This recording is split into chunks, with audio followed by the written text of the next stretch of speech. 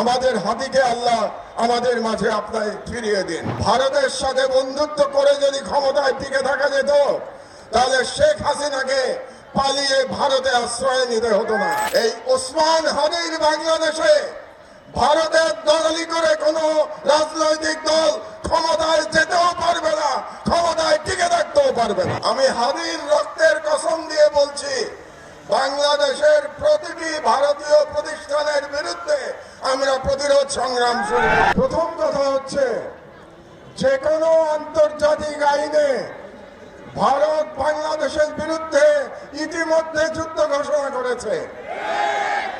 কারণ হচ্ছে, আন্তর্জাতিক আইনে বলে, আপনি যখন আপনার দেশে সন্ত্রাসীদের আশ্রয় দিয়ে তাদের মাধ্যমে অন্য কোনো দেশের অভ্যন্তরে বিশৃঙ্খলা এবং সন্ত্রাসী কর্মকাণ্ড করবেন, তার অর্থ হচ্ছে আপনি সেই দেশের বিরুদ্ধে যুদ্ধ ঘোষণা করেছেন।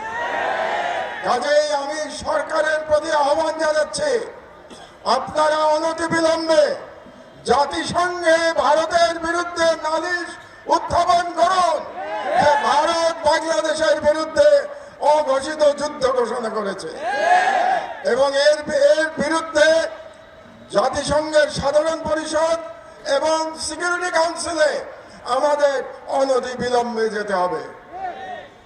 2 নম্বর, রাজনৈতিক দলগুলোর উদ্দেশ্যে আমি বলতে চাই, অনেক রাজনৈতিক নেতা বলে থাকেন যে ভারতের সাথে বন্ধুত্ব করা ছাড়া নাকি ক্ষমতায় যাওয়া যায় না, কিংবা ক্ষমতায় গেলেও টিকে থাকা যায় না। ভারতের সাথে বন্ধুত্ব করে যদি ক্ষমতায় টিকে থাকা যেত, তাহলে শেখ হাসিনাকে পালিয়ে ভারতে আশ্রয় নিতে হতো না। কাজেই আমি ওই সমস্ত রাজনীতিবিদদের বলে দিতে চাই, এই ওসমান হাদির বাংলাদেশে ভারতের দলালি করে কোনো রাজনৈতিক দল ক্ষমতায় যেতেও পারবে না, ক্ষমতায় টিকে থাকতেও পারবে না। 3 নম্বর, আমি ভারত সরকারের প্রতি আহ্বান জানাচ্ছি, আগামী 25শে ডিসেম্বরের মধ্যে আপনারা খুনি মৃত্যুদণ্ডপ্রাপ্ত শেখ হাসিনা এবং আসাদুজ্জামান খান কামাল এবং হাদির হত্যাকারী, হাদির উপরে আততায়ী যারা ছিল, তারা যদি ভারতে আশ্রয় নিয়ে থাকে, তাদেরকে 25শে ডিসেম্বরের মধ্যে আপনারা হস্তান্তর করুন, প্রত্যর্পণ করুন। না হলে আমি হাদির রক্তের কসম দিয়ে বলছি, বাংলাদেশের প্রতিটি ভারতীয় প্রতিষ্ঠানের বিরুদ্ধে আমরা প্রতিরোধ সংগ্রাম শুরু করব।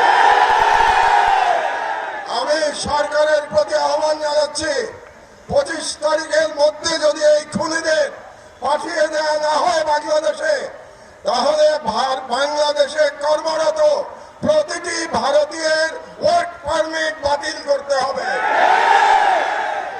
আর আমি জনগণের উদ্দেশ্যে বলতে চাই, এই অথর্ব স্বরাষ্ট্র মন্ত্রণালয় দিয়ে আমাদের নিরাপত্তা পাওয়া যাবে না। কাজেই তাদের আশা আমাদের ছেড়ে দিতে হবে।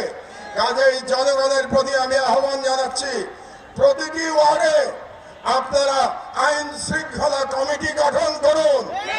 সমস্ত রাজনৈতিক দল মিলে একসাথে কমিটি গঠন করুন। তাদের দায়িত্ব হবে ফ্যাসিবাদী এবং ফাঁসিবাদী দোষরদের চিহ্নিত করে তাদেরকে আইনের হাতে সোপর্দ করা। এই দায়িত্ব জনগণকেই নিতে হবে। এই কটি কথাই আমি আজকে বলতে চাই। আমাদের হাদি হয়তো এতক্ষণে সিঙ্গাপুরে পৌঁছে গেছে। আমি মহান আল্লাহ তাআলার কাছে করজোরে মিনতি জানাচ্ছি, ফরিয়াদ করছি, আমাদের হাদিকে আল্লাহ আমাদের মাঝে আপনায় ফিরিয়ে দিন, এবং হাদির সুস্থতা কামনা করে আমার বক্তব্য শেষ করছি।